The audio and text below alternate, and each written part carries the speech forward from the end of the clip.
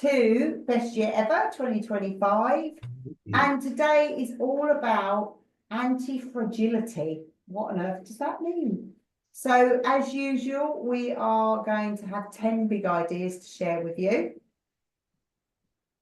You all know Ian and I now, so thank you for pitching up today. We are proving we're anti-fragile just by turning up today, no matter how you feel. So today is going to share 10 big ideas to show you how to use everything as fuel for your growth. Okay, no matter what life throws at you, what business throws at you, how do we use everything as fuel for growth? So you all have met each other before, but you know, if you want to put your details in the chat, who are you, why are you here, anything in particular that you liked about today's topic that you want to get out, we'll keep an eye on the chat as we go through. But we are going to jump right in to big idea number one. Well, what is anti-fragile? What is that all about? So if we imagine ourselves as a parcel or a package that you're going to send through the post, or you know, carry around all day with us, and you wrote fragile on it, handle me with care or I might break, and any little thing that happens I'm going to break. That is what fragile is.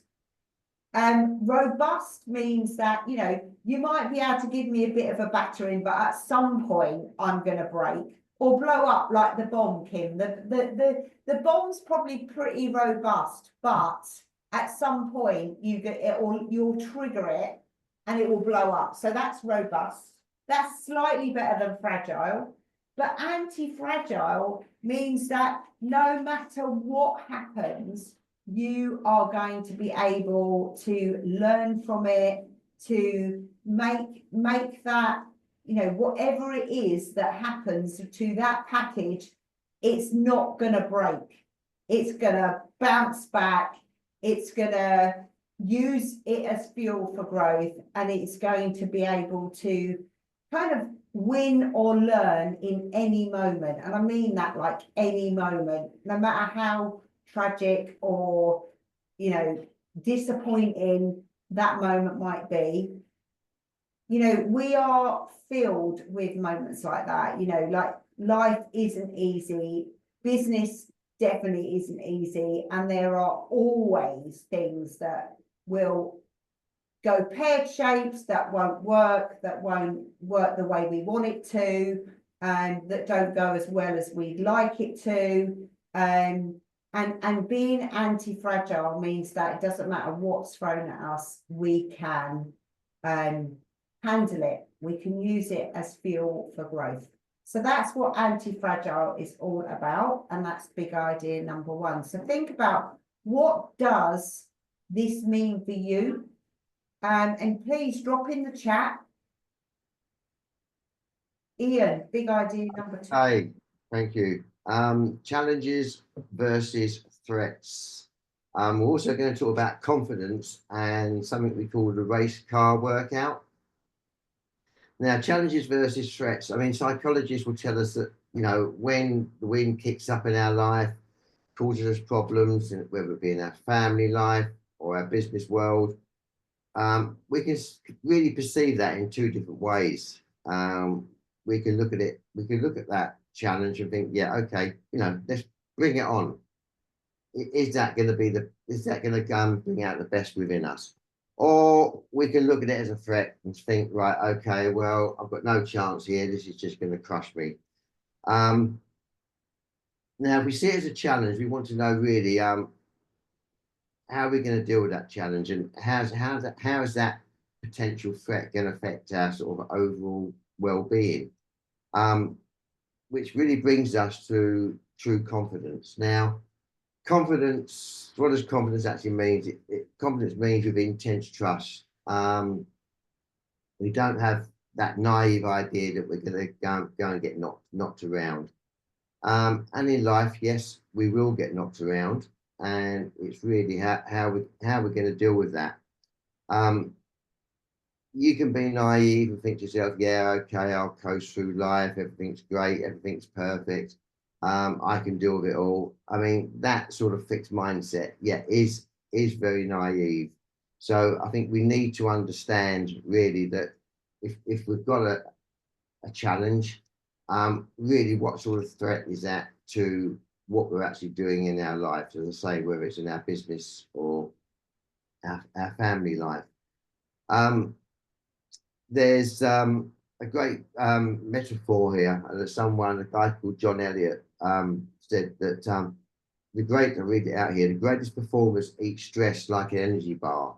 And that happens when we get into a situation that really demands our best. So yeah, some of us can cope with stress. I mean, I find stress quite stimulating at times because it does make you think and does sort of, it is like eating an energy bar. You then talk about this race car. You know, if you've got a racing car driver who's driving a V12 Formula One car, that takes skill. And, you know, whatever speed he's going to drive that at, there is a certain level of skill required. Now, is he going to swap that for a V4 lawnmower? And is he just going to cruise around the track, nice and easy, nice smooth ride? Is that really the sort of energy that you need in life? And also, if we look at going to the gym, I mean, you go to the gym. Are you going to the gym for a challenge? I mean, are you really going to be thinking to yourself, okay, I'm going to lift light weights all day? Well, is that really a challenge? No, it's not. I mean, you really want to be looking and thinking, okay, let's lift some heavier weights. Let's make myself really stronger for what I'm looking to achieve. So I think really the message here is, embrace the challenge of life as we develop and have that as Tony was saying, have that anti-fragile mindset. Bring it on. Yeah, bring it on. I like that. Yeah. That is my new mantra. Okay, so big idea number 3 is about emotional stamina. And this comes from, so I don't know if any of you've seen the movie on Netflix called Stutz. I might have mentioned this before, but it is from this guy called Phil Stutz, and I have had the pleasure of working with him. And he is author of a book with a guy called Barry Michaels. They're both psychologists, and they authored a book called The Tools, and it's kind of tools for life. So quite a lot of Phil Stutz's stuff has sort of like been pulled into this session. But he's written he's in this film, and it shows you him working with the director of the film, and working on his therapy. And he works with loads of like stars in Hollywood. He works with what's her name? Miley Cyrus, Joaquin Phoenix, some like some really powerful people. I think Lady Gaga, and like so like he's like really amazing, sort of kind of coach to the stars and to super successful people. And what he talks about is this emotional stamina. It's like, are we able to stay plugged in and perform at our best even when the proverbial hits the fan? So are we able to perform at our best when we don't feel like it? So quite often we talk about how we feel is driving what we're doing rather than who we want to be and who we want to show up as. And when we're feeling down, it's easy to get unplugged and like let everything, mean that you don't show up as your best self. So how do you stay plugged in even on your worst day? And actually, this is really important, that it is even on your worst day, even when you've got man flu or mum flu, is how do we stay plugged in? How do we look at cultivating that. And a lot of that comes from what we spoke about last week in our showpiece day. We cultivate that by doing the key things that we know we need to do each and every day, and showing up to do that no matter how we feel. So if we feel really great, we're plugged in, we still do it. It's much easier to do. But when we're not feeling great and we focus on that feeling, we can become unplugged. How do we focus maybe on who we want to be and what's important now, and our protocols for our showpiece day to enable us to stay plugged in, even on our worst days, even when we really don't feel like showing up, even when, you know, we feel like it's not working. Yeah, absolutely, Jane. You're talking about boundaries there as well. Is being really clear about, you know, what those boundaries are. We can get sidetracked, which makes us unplugged. You know, like I can get sidetracked with, you know, instead of doing my protocols, which is focus on my deep work, focus on what I need to do first thing in the day, without going into email and social media, I can go into email and see I've got a message from somebody that like unplugs me because it maybe not what I want to hear, or I see something that's just wound me up. I can get unplugged really quickly. So the trick is, who do I want to be? Getting back and flipping the switch to get plugged back in again and get back on it. So that's our emotional stamina, is not letting those emotional waves, which we have, unplug us from what it is that we need to do. So what is it you need to do to sort of cultivate your emotional stamina? You drop me some notes in the chat about, you know, what makes you unplugged, and maybe what maybe you could think about doing to get plugged back in. So thinking about who you want to be and how you want to show up is probably the quickest way for us to get away from those feelings of emotion and back into, who do I want to be? How am I going to show up? Okay. Okay, thank you, Tony. Okay, victim versus hero. Now, when something difficult happens in our life, it can be a big thing, it can be a tiny thing. How do you respond? Now, if you're a victim, you're going to start saying, oh, why is this happening to me? Start criticizing, you start complaining. I mean, I did some mentoring for a business owner about 18 months, 2 years ago. And this guy, when anything went wrong, it was always complain, criticize. He would always blame everyone else. He never took ownership of the problem, never challenged it. It was never his fault. And it was, well, it was tiring for me. God knows how tiring it was for him. But, you know, if you're the hero, it's all about thinking to yourself, okay, you know, what's the problem here? How am I going to deal with this? Let's take ownership of it.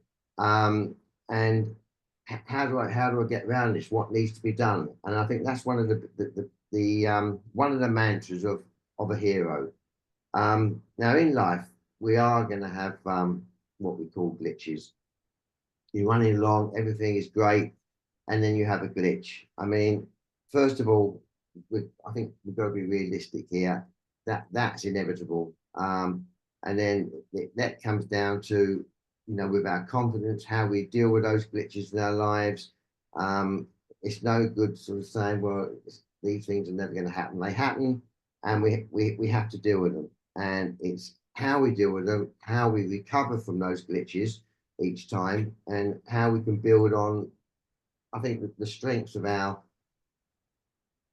confidence and our experience, really. And how big that glitch is, or how big you think that glitch is. And if that happens, you know, sort of give yourself sort of 60 seconds just to sort of reflect on how important it is and how you're going to solve it. Now, it might well be that you're not going to solve that problem, that issue, 100%. It might be it's going to take time.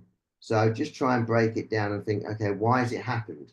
how can I deal with this? And yeah, I mean, look, we go through life. Life can be very, very, very stressful at times, and I think it's important just to sort of focus yourself and see how it's affecting you. As I say, whether it's in business or whether it's in your personal life. So yeah, so I think really just try and recover. We have challenges every day, and it's just really a matter of how we deal with those challenges and just trying to keep ourselves as anti-fragile as we can on those. Yeah, and thanks guys for sharing in the chat. So Jane, you talked about, you know, some of the triggers for you are like your teenage son's emails. Kate, you've said definitely not opening emails till I've tackled the big stuff. That's brilliant. And Jill, getting your body clock reset, far too much of a night owl. Yeah, and being a writer, I know that can sometimes, you know, like you can get on it and think, right, okay, I'll just do a bit more, and I'll just do a bit more, and we can get into that habit so easily of thinking, if I just work longer, I'll get stuff done. But actually, that sort of eats away at our ability to be able to bounce back from some things, because we're tired, we're not our best self. So yeah, that's really important, and we spoke about that last week, is sleep. And if I don't speak about that every time, sleeping, eating and moving, then there's something wrong with me, because those foundations, you know, are what we're built on. So we can't build that pyramid towards, you know, actualizing and being our best self if, you know, the foundations are a bit wobbly. So brilliant. So which one are you on these? And I think, to be fair, we can all be a bit of everything, can't we? Because I know there are certain situations and maybe certain people where if something happens, I could be the victim. But what I do is I recognize it really quickly, and I will flip the switch. So if I feel myself going the woe is me stuff, it's like, pull yourself together, Tony. You know, this isn't about being perfect, it's about recognizing when this stuff happens. Okay, so big idea number 5 then is like the number one tool. So when someone says this is the number one tool, and it happened to be Phil Stutz again, this is the number one tool to cultivate anti-fragility, then I think that's one that I need to practice and that I definitely need to share with my clients. And so this is about really understanding, we talked about this in goals, I think, is that our infinite potential lies on the other side of the fear that we're feeling. So how can we get comfortable with the fact that we're feeling uncomfortable? And the more we stretch and challenge ourselves, the more we, you know, look at growing our business, the more we stretch our goals and what it is that we want to achieve, the more uncomfortable we can tend to start feeling. But so it's like, get comfortable with that feeling, get comfortable with, actually, fear is a welcome thing. If we're feeling fear, we want to treat that as a reverse indicator that actually we're going in the right direction, because we wouldn't feel fear if we were just staying comfortable, you know, but if we stay comfortable, basically our comfort zone starts to shrink. So what we want to be able to do is just step outside of that comfort zone into our discomfort zone. Welcome to your discomfort zone. And you will see that you can learn and grow. We're not saying that things won't go wrong and that they'll always go right, but you'll learn and grow. And from that, you'll be able to expand your comfort zone, and that fear starts to disappear, but then you want to grow a bit more. That's what we are as humans. We always want a bit more.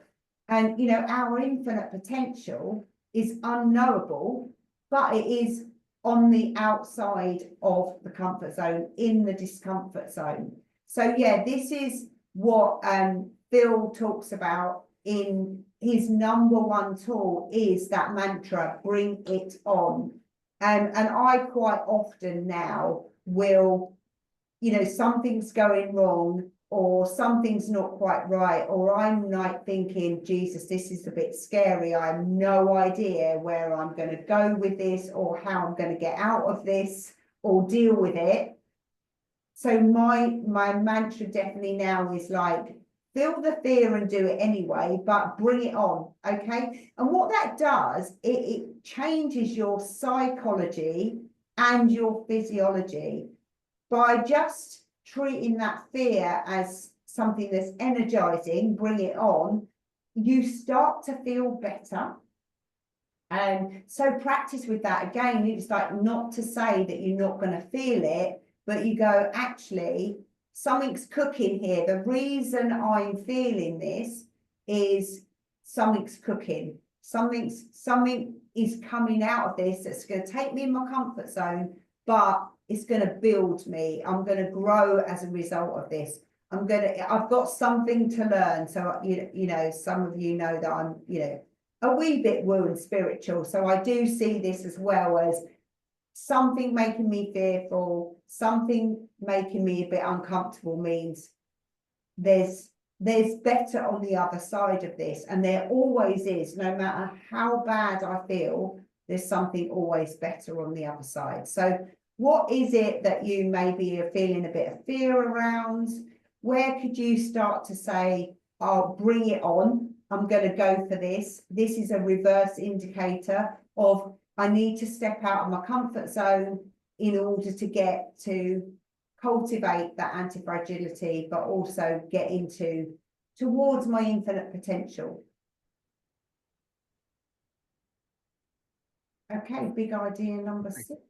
Number 6, barbells and infinite optionality plus hope. Right.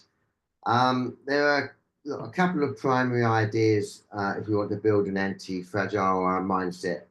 Again, whether that's within our own personal lives or business. So the barbells is one of them. We all know what barbells are. You've got 2 ends to it, 2 weights on either side. And there you can see in the slide, one side you've got super conservative and the other side you've got super aggressive. Now, if we're going to be anti-fragile, it's no good just being super conservative because all you're going to do is just drop the barbell. So I think it's important that both of these have to work simultaneously. You have to be super conservative and you really have to be super aggressive on this. Now, when we're facing challenges in life, I mean, it's all about knowing how we deal with them. We talked about earlier, and really sort of having a foundation. And there's one of the guys who talks about this. He draws a pyramid, and with that pyramid, basically the peak represents his potential. And then what he does, he'll draw a circle around that. Imagine really that is what is possible. At the base, he'll draw a bunch of heavy circles around it, and that's his foundation. And really what we're looking for here, if anything, you need a strong foundation to actualize any sort of potential super aggressive or super conservative mindset that you might have. If we talk about optionality, if you want to be fragile, you have one option. This is my option. That option goes away. What happens? You're basically out of luck. So you really need to be having 2 or 3 options to be a little bit more sort of robust in your approach. So really, it's understanding, you know, it's understand where you are, really what you're looking to achieve on that. If you want to see a better future, really, you need to be clear. You need to be clear on that future. See what it looks like. See what is your ideal. I think your ideal vision, really. Another component is agency, and that really knows that you have the power to bring that future to fruition. And the third component is what we call tied optionality. Now, it's the pathway scientists tell us that the most hopeful among us have a strong vision, they have a sense of agency. and they have a lot of different pathways to get there. And they have one option where it's 2 or 3. They have an infinite number of options, and they're willing to pursue a plan that's going to work for them. And if plan B doesn't work, you move on to plan C. If plan C doesn't work, you move on through the alphabet. And that's really what a truly sort of confident, anti-fragile person will do. They don't care. Whatever challenges or threats will get in your way or barriers, they will just work through until it all comes right. So that is your barbells and infinite optionality. Mm. So how many times are you prepared to go on another path, but keep that goal in mind? That you know, that's really important here. Is like, if we really have, which we talked about in goals and purpose, if you really have that strong sense of this is my kind of vision, mission, goal, whatever you want to call it, then you will be signed up really to trying as many different pathways as is needed, because that's what you really truly want to be doing. The only thing I will say on this, Tony, is that, I mean, we talked a couple of weeks ago about goals, and we can have too many goals. Yeah. And really, you know, to be realistic, you should never really have more than 2, 3 goals at the most. And this isn't really contradicting this. This is saying that if you have a goal, yeah, to achieve that goal, to get from wherever your journey is, whether it's 1, 2, 3 years on that goal, there will be different plans to achieve that goal. And sometimes, yeah, plan A won't work. So you have to move to plan B or plan C or plan D. But your overall, where you're looking to be on that journey is to achieve that goal. It's never going to be straightforward. Yeah. Yeah, it's kind of when we said it's like we have kind of maybe one purpose, but many journeys or many goals. So like we've got that clarity of where we're going and what we want to do. And like, you know, if I use me as an example, I know that I've kind of had this purpose all my life, actually, when I look back, and then I actually defined it as what I wanted to be doing. But I took many pathways to find a way of doing it that actually really suited me and also suited where I was in my life, you know. So stuff like that does happen, but actually my purpose, my ultimate goal has never really changed. Okay, you said you're fearful of going skiing in a couple of weeks, hoping to face the fear and grow. Yeah, I actually love the idea of going skiing, but I'm very much the après ski girl, or the one sitting watching and looking after everyone's equipment, because I'm really frightened of actually even breaking a nail. So that's one thing that I haven't conquered yet. I haven't managed to actually ski. And then Kate, you also said, Katie Tunstall said on Radio 2 the other day that luck is about being prepared. So yeah, absolutely a similar idea. We make our own luck because we're prepared. We've got the protocols in place.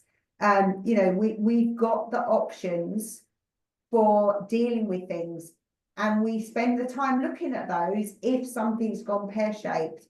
Jane, yeah, you're saying the same for you. You've not skied for fear of injury.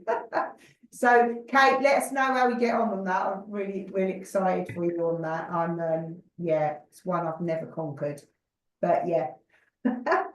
So the next big idea is number 7, which is Spinny Fingers and Mr. Mo. So, yeah, kind of Mr. Mo is 2 things, really. It could be Mr. Man, Mr. Mo, who's the friendliest, happiest, brilliant person in, I think it's Dillygate or some town from the Mr. Men, Mr. and Mrs. Men and women. But also it's kind of your mojo. It's like, we quite often find ourselves when things aren't going right, or even when they are, actually, you know, trying to deal with our time and everything that's going on and the people that are helping us or not helping us in our businesses. We can get ourselves in a bit of a spin. And, you know, like if we go back to being a kid, yeah, be careful if you do try this. This is a health warning. You know when you spin yourself around and around and around, you get all dizzy, and then you stop, and you're trying to look everywhere, and you're still like really, really dizzy. It makes you feel really sick, and your head goes all wooey. And as kids, we love to do that. It's funny, isn't it? You fall over. But actually, when we do that, there are two options. And yeah, I invite you to try it if you like. Spin yourself around in a safe environment, maybe a padded cell, so you don't hurt yourself. Spin yourself around, and you've got two options at the end of that. One is you look around and you stay spun around and you don't know which direction to look in, or what's up and what's down. Or you put your hands together like prayer and you just concentrate on your fingers. Immediately the spinning stops. So this is about doing that. Is like, give yourself that intense focus, which is what stops the spinning.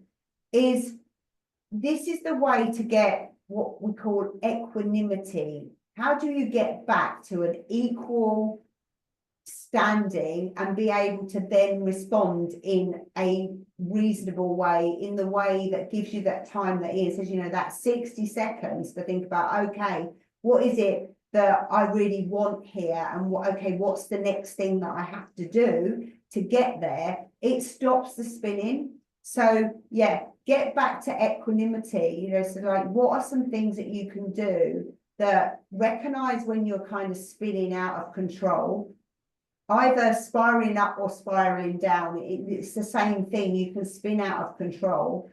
Give yourself that time to have that intense focus on, what is it I want? Where am I going? What is it I need to be doing?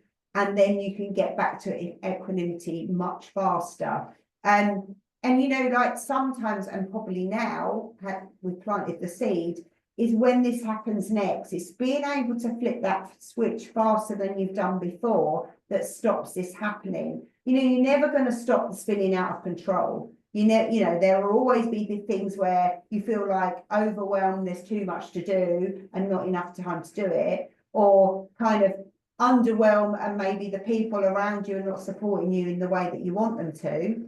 And you can spin out of control in that way. It's like flipping the switch and getting back into control faster than you did before. So before, I could have spent weeks and months out of control, not knowing what I'm doing, not focused on the right things, trying to deal with everything. When you can't do that now, it might just be minutes, maybe an hour or so, but I can quickly get myself back into gear by going, okay, what is it that I need?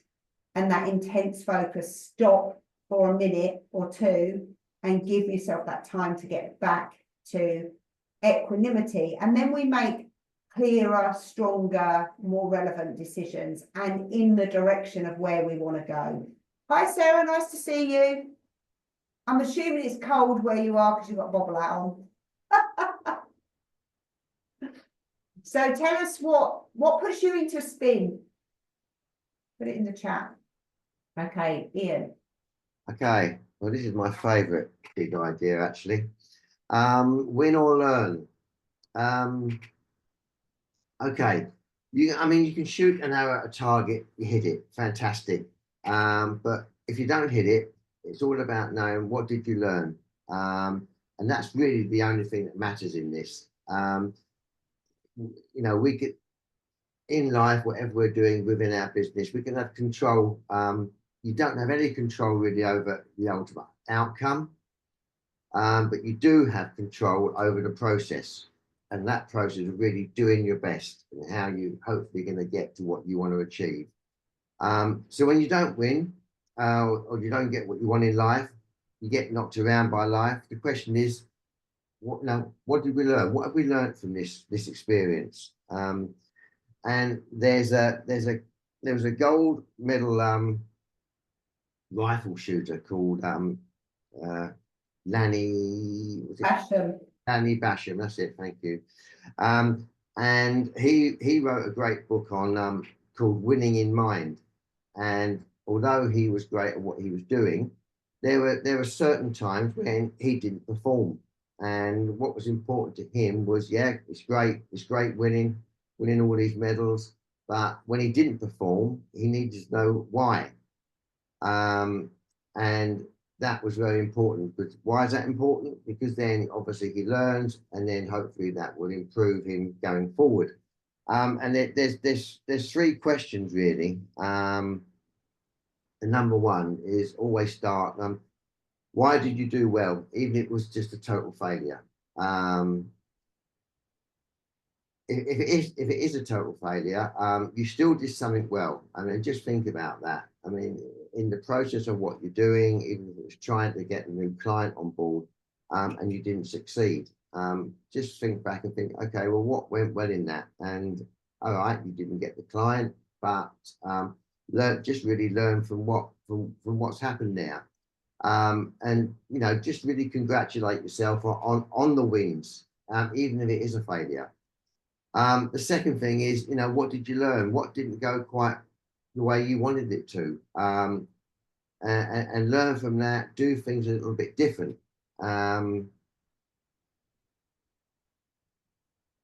Sorry, the slides just moved in, didn't they? Sorry, I was trying to put the chat and it moved. Ah, sorry. Right. So yeah, I mean, the second thing is, look, what did we learn? What didn't go quite right? And what could I have perhaps done differently? So just think about those things. And then the third thing is really, what are you gonna do to get better? And how are you going to do that? And it's just a matter really of summarizing those things about what went wrong, what went good, how can I improve? And I think it's all very straightforward, all very important to how you're going to get to where you want to get to. But I mean, just really, so think about really the most recent thing for you. Let's bring this point. When was the most recent time that your package going out there got kicked around? You felt a little fragile. So fine, let's go back and analyze it with what we've talked about. So really, in summary, it's just about a matter of thinking about all these things, and just as we've got in the slide there. So really to summarize, what did I do well? So just start there. What did I learn? And really, what will I do to get better?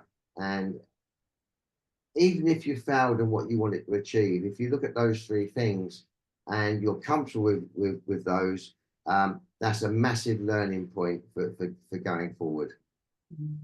Yeah, absolutely. And I think, so Jane, you were talking about, reflecting, definitely. Kate, you say you're taking this approach with your team, but not often enough with yourself. That's, this is the thing with a lot of this, is like anti-fragility, like how we would treat and support other people is not the way we treat ourselves very, very often. So the more we can, give ourselves that chance, the better we can sort of move forward and the quicker we can move forward. And Sarah said, when you've got a lot of plates spinning and when the youngest is off sick from preschool, that's when you kind of get sort of spinning around. So tell us if you've got any examples of where you have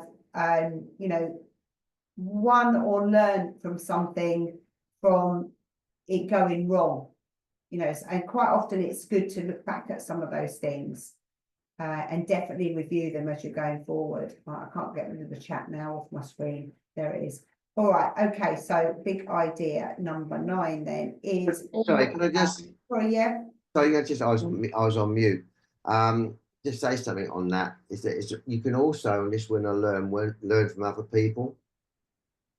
I was in a meeting a few weeks ago, a board meeting, and I wasn't actually running that meeting, but the meeting was a little bit of a disaster, actually, bit of a car crash. But I went back to those 3 points. Can you just go back to that slide again? Yeah. Sorry. And I put myself in the shoes of the guy who was actually running it. And, what did he do well? What could he have done better? And I was sort of mentally mentoring him. but what was good, I actually learned something from what he was actually doing wrong, which is quite interesting. So sometimes, you know, if you're talking to a client and you're trying to get a contract and you don't get it, you can look at those three questions from your perspective, but it's also good to look at those three questions from their perspective. So that can be a massive learning curve as well. So don't just assess yourself. Sometimes assess the other party as well.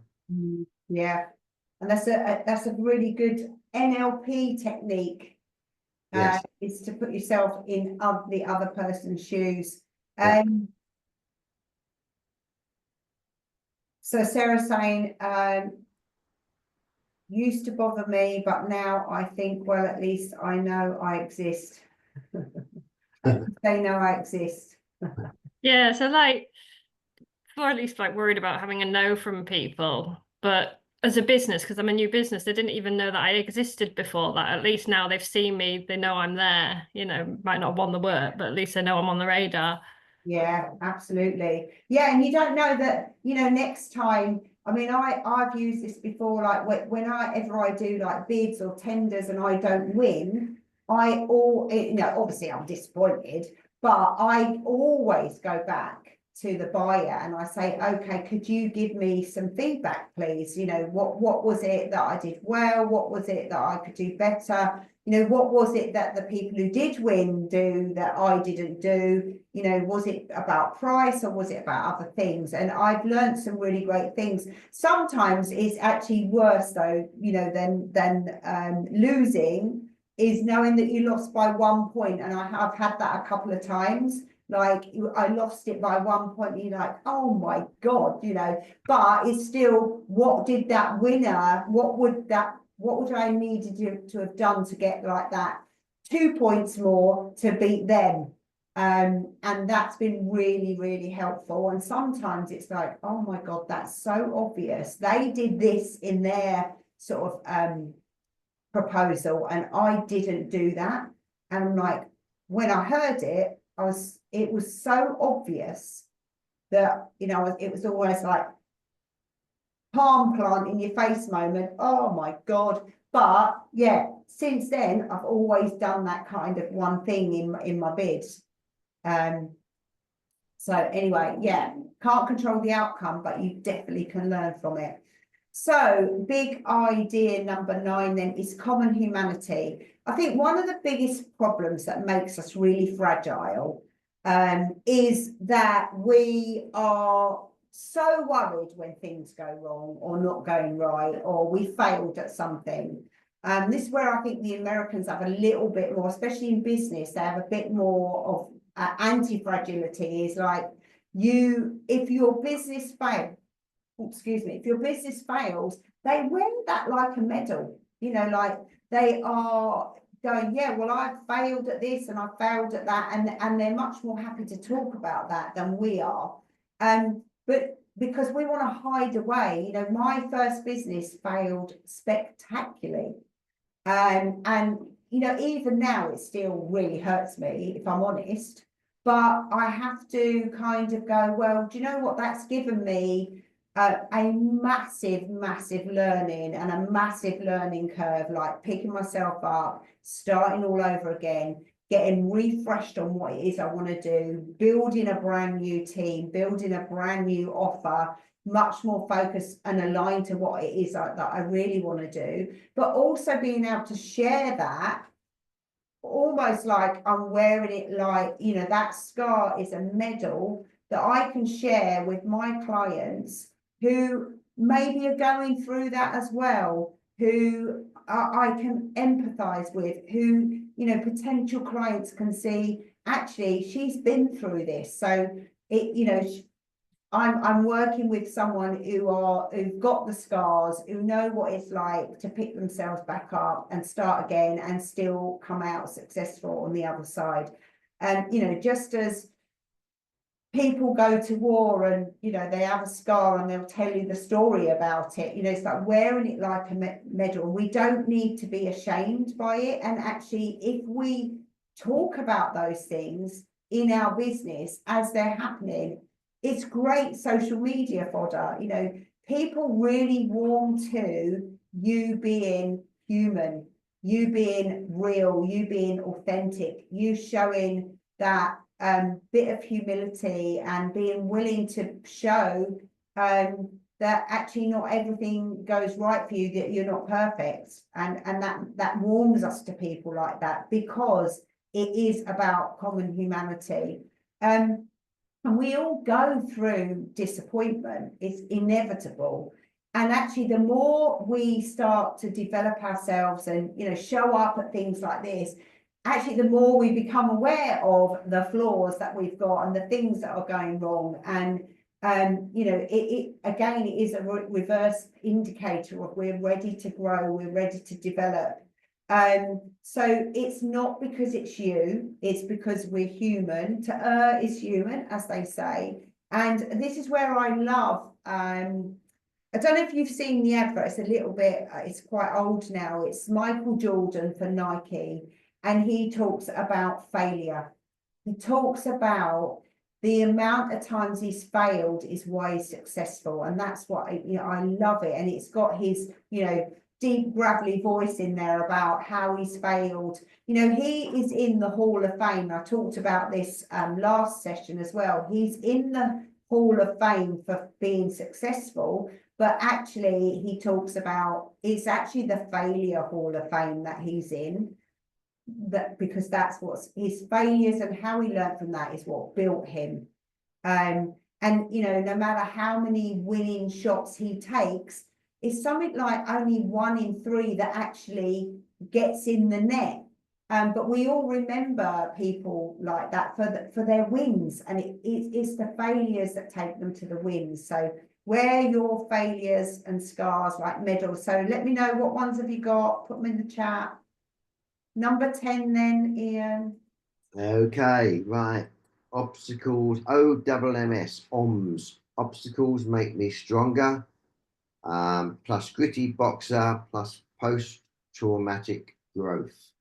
Okay, so this is really about the obstacles that we have, the challenges that we have to overcome and deal with in our day-to-day lives. We talked about the gym earlier, and if you go to the gym and it's easy just and comfortable just to concentrate on just the lighter weights. But sometimes you need to adapt, and you need to set yourself a challenge. You need to go outside of your comfort zone and perhaps just lift those heavier weights. And as we go through that, you know, the next week it'll be heavier and heavier and heavier. So it's about adapting and just really getting outside that comfort zone. The second part of this idea, gritty boxer.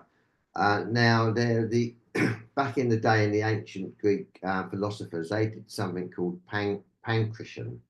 I think I pronounced that right, haven't I? Pancreation. Pancreation. Pancreation. That's how I say it, but I don't know. Right. Okay.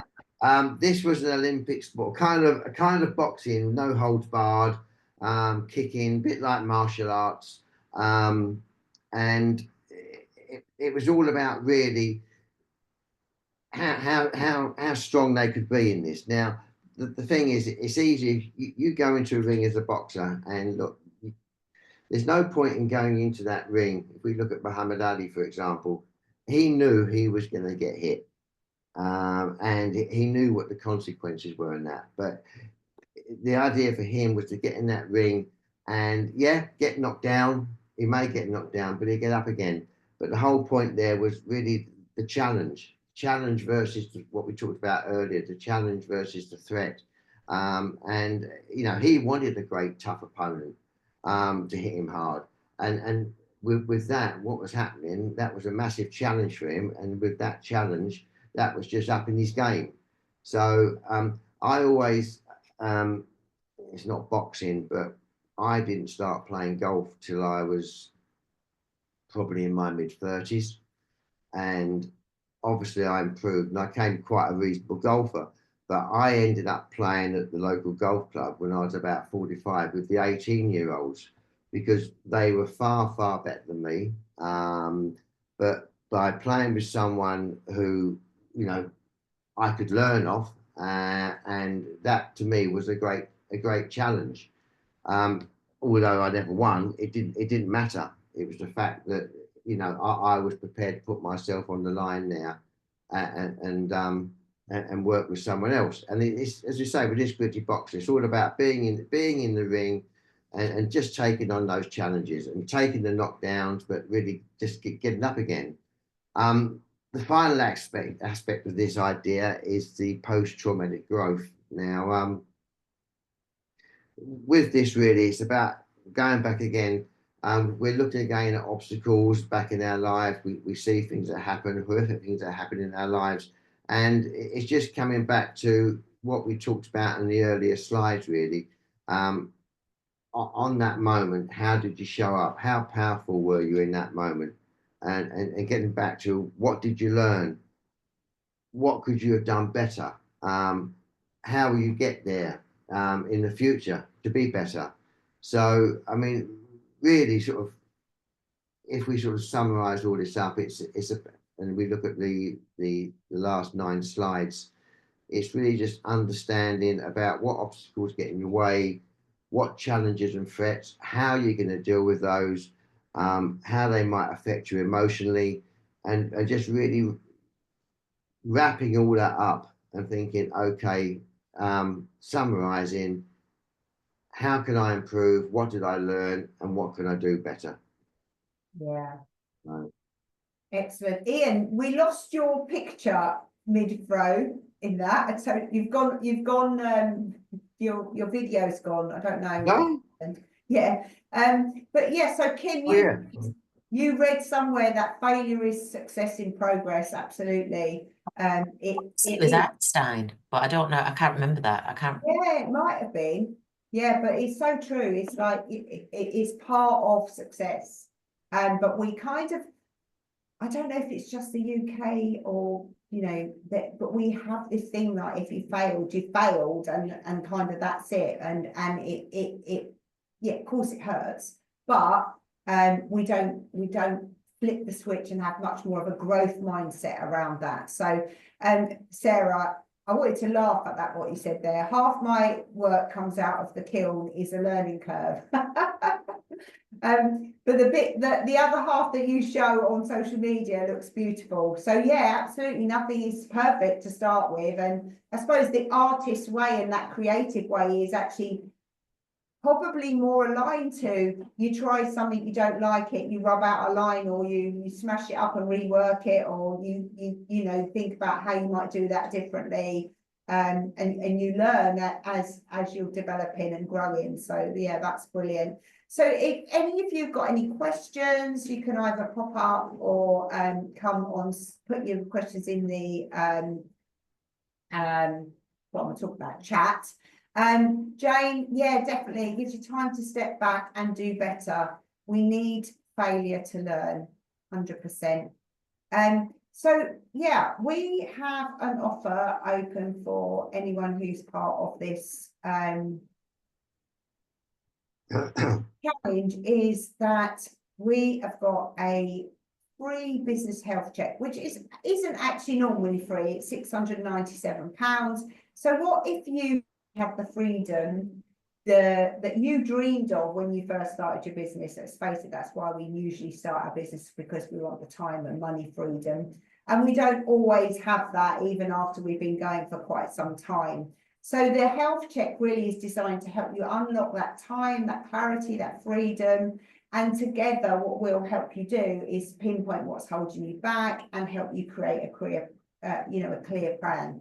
So what we will cover during that is, as I said, what's holding you back from creating what it is that you set out to achieve, whatever that is. And also to give you a map and a proven plan to help you look at your business, your team, your finances, your processes, and without second guessing yourself. And it show you how to sort of build that life and that business that's working for you, and not the other way around. Because I know what it's like. I call it eyes down, arse up. We get a little bit like that in our business, and we're not taking the time. So it's giving you that time back to have a look at that. If you want to book that, I think Tyee is going to put that link in the chat for you, but it's tinyurl.com, free business health check with a capital letter at the front of each word, and the link's going in the chat. So there are a few sessions for that next week if you want to jump on and do that. But just before we go, got any questions, or please let us know what you think's gone well today, what's important now for you. So like using that framework from Mr. Stutz is what's gone well, what's important now. For those of you who've worked with me before, you know that this is, you know, I use this framework all the time. What's important now, and what are you going to do as a result? So this is about getting into action. If we really want it to be our best year ever, then we need to get into action on some of this stuff. Anything anyone's got, want to share that? I think for me, it's I don't know, things just change in my business so quickly that, but right now, I think I could share more of my failures rather than just showing the work that's gone well. Like I only occasionally show the disasters, but I could like do more of that and talk about those. Because otherwise you just make it look too easy. Yeah, and there's again, if you've worked with me on the business development program or you're part of our membership, we talk a lot about a strategy around social media and marketing is called proof of growth. And it's showing that something went wrong, but actually this is how I dealt with it. And also, you know, who doesn't love like a blooper reel? We all love that, don't we? So it's like, actually, it's just showing that you're human. Yeah, good idea, Sarah. So yesterday I was at a meeting with a client. I'm doing a care home at the moment. I'm an interior designer, and so my clients are nuns, and so it's quite interesting. They're quite what's the word I'm looking for? Anyway, so the main client walked in and she said, "Oh, we need your help. We can't cope with this. This is just all getting too much." And they were all really calm at the end of the meeting.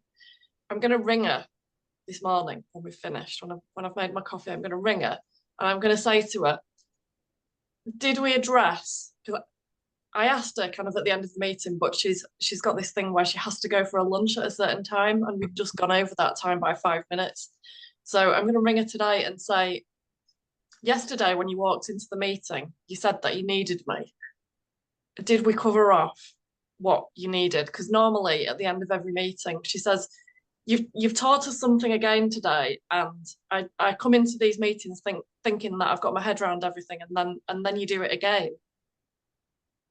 And yeah, so I think I'm gonna ring her today, and because I've not seen her sort of with her feathers ruffled as much as that before. So I'm gonna ring her and check that we sorted it. That's really important. I think that's a really good call, Jane, actually. And it's going to make her feel really kind of important as a client, and the fact that you've noticed that. And in a way, it's probably her way of showing she's not anti-fragile, she's quite fragile. You recognising that and supporting her, you're going to learn out of that as well, of how best to work with her. And I know what you mean with people like that also, you know, who are generally very calm and kind of holding things back and not saying what they really feel. It's important for you to get that out, because you don't want to get to the end and go, "Actually, I didn't nail it because I didn't notice that she was feeling a bit ruffled." Yeah, so cool. So I did, and we went through loads of things, but I just want to make sure that actually she felt unruffled at the end of the meeting. Yeah, absolutely. Brilliant. Kim. Sorry, I was going to say, for me, I think the biggest thing is my reaction to how I can lose a day from you know, sort of just harboring on small errors that I would never haul anybody else over the coal for, and equally my clients haven't hauled me over the coal for, because they realize that it's going to happen at some point. But yeah, it's just setting realistic, you know, sort of, I mean, you know, my biggest cock up was booking a private chef on the wrong day. That was That was that was a soccer punch. That was like, oh shit, I'm gonna have to pimp my husband out to be a chef for the night and send him down to London. Oh, You know, my client was absolutely fine. He was like, honestly, Kim, he went, I'm far more concerned with how we sort it than, but yes. it's like it's human error. And I just thought, if he can be like that, and it's his money, why can't I? Yeah. You And know, actually, the trick with all of this is actually dealing in this way with the small things, because when the big things happen, which they invariably will, you yes, can deal with them. And if you haven't practiced with the small things, then it's going to be much harder with the big things. And I had a similar thing. I booked, some of you may have heard of him. He's a really successful business guru author called Tom Peters. I booked him back in the early 1990s for a small business event that I was running in Hammersmith. And I paid, not personally, the company paid 65 grand. And 2 weeks out from the event, we had 2 people booked. And I went to my boss thinking, I'm getting sacked over this. I absolutely is. And he really taught me a good lesson. He was like, okay, I get you're really worried about that, but what are you going to do about it? And what would you do differently in the future? And I was like, oh my God, I can't. I ended up crying because I was yeah, pleased about the way. So, and in the end, we had 400 people in 2 weeks. We got 400 people there. I had to practically give the tickets away, but kind of we learned from it. yeah, it is. It's that growth, isn't it? But yeah, we're not used to that. I think the easiest thing is to go to, what did I do wrong? What did, you know, Yeah, and like you say, yeah, yeah, what can I learn from? But also, where's the nearest noose that I can? absolutely. Well, Yeah, I tell you one thing. you're right. I tell you We what, all go and Jill, you were saying you think we're all too hard on ourselves versus how we would treat others. Definitely. Okay, Ian, sorry. yeah, I mean, one thing I always do, sort of early evening, I will always look at what I've got on the next day, and I'll always think whether this is negative or not, what sort of challenges and threats I've got during that day on whoever I'm seeing or doing. But these 3 on that last slide there, they're the 3 most important things that at the end of each day I will look at. Yeah, And I try and assess beforehand what challenges. It's like when yeah, you play probably one of the best football teams in the world, you're going to think to yourself, okay, well, what's going to happen? What's the challenges? And that's what I do on my next working day. I'm always trying preempt what might happen. yeah. It comes from Um, a lot of that comes from also, it's in the WOOP model. For those of you who know the WOOP model, wish, outcome, obstacles, like really knowing our obstacles. And then there's a guy called Mark Devine. He's written a book called Staring Down the Wolf. And he talks about simplifying the battlefield, which is again a strategy that's used in sports, is like really looking at what's going on and getting your laser focusing, because you can't deal with everything. So what's the most important thing that you need to deal with next? Anyway, so that kind of took us over time again this week. But really good to see you. If you want to book in that health check, then get in our diary. The links there should all be ready and working for you. And look forward to seeing you next week. And we're doing Confidence 101 next week. So Fantastic. see you soon. But, you. bye, have a great day. Have a brilliant one. Thanks, Jill. That's great. Thank you.